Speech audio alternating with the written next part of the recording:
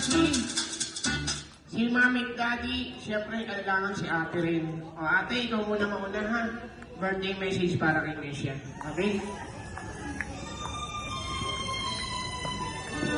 Ayun nga po, unang-una sa lahat, tulad ko lang sinabi ko sa kanya, sobrang grateful ako kasi dumating siya sa buhay namin.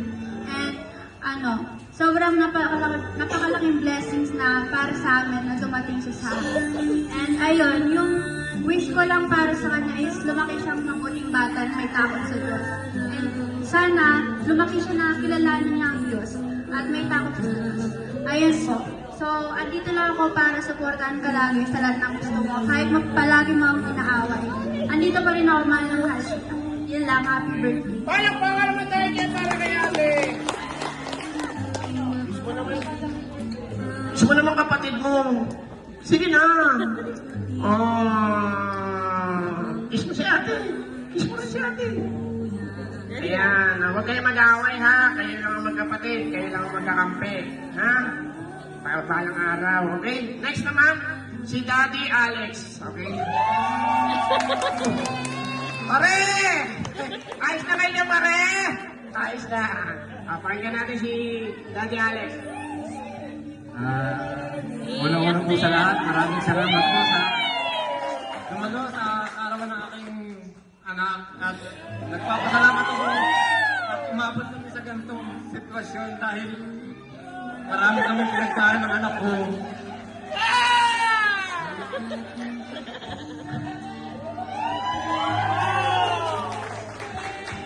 Tuwa ako at nakapagpalaki ako ng ganitong anak dahil bihira lang po dumating sa ganitong buhay sa ating ganitong tao po. Kaya maraming salamat po at sa'yo anak. Happy birthday. Sana lumaki kang mabuting bata at may takot sa Diyos. Dito lang si Papa at si Mama. Handang suportahan ka hanggang sa iyong pagtanda. Nandito kami, pero mauna kami. Kaya mahal na mahal ka namin. Love you.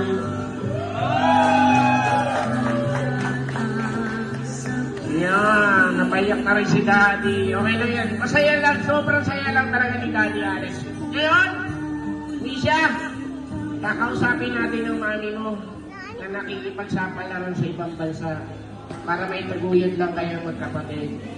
Okay, papakinggan natin ha. Hello! Hi! Sabog na pala yung pawis ko. Hello, ma'am! Hello? Hello po. Hello? Apo. Hello po. Sige ma'am, birthday message. Hello po. Hello anak, Mesha. Happy birthday anak. Alam mo, naiiyak si mama habang pinapanood kita. Malayo kasi si mama. Pero ito naman sabi ko sa iyo anak. Unang-una, nagpapasalamat si mama kay Lord. Dahil iningatan niya kayo palagi sa araw-araw.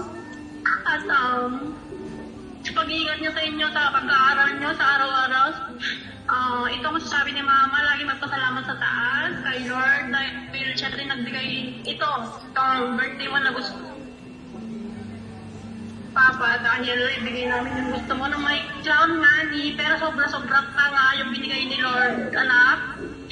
Kaya nagpapasalamat kami at magpakabait ka palagi, laging makinig sila Lola at Papa, mag-asal lang mabuti. At dito lang kami ni Papa na nakapag-suporta sa iyo sa inyong mga pangarap ni ate. Ang wish ni Mama ay